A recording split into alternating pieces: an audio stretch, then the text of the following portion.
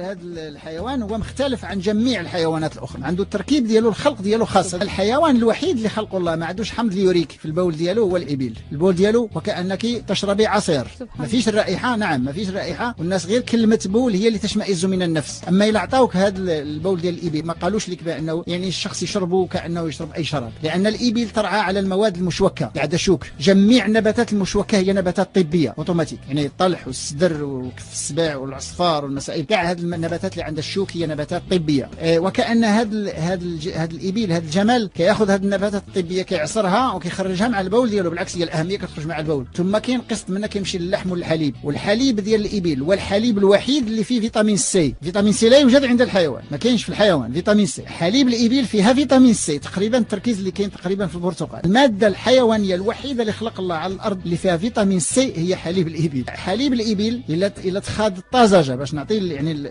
المعلومات القويه، الا مالين السكري مصابين بالسكري النوع الاول ماشي الثاني، النوع الاول ذاك الخطير اللي كياخذوا انسولين، اللي كيحقنوا انسولين، الا خداو حليب الإبل طازج خضر بحال باقي جديد مزيان هكاك، خداو مثلا كوب كبير الصباح وكوب كبير في العشيه، ياخذوا ان شاء الله، الا كان ياخذوا اكثر غادي نقصوا الثلث ديال الجرعه ديال الانسولين. الا كان كيعمل 25 غادي يبدا يعمل غير 16 في الانسولين. وحليب البقر ليس جيد لمالين السكري.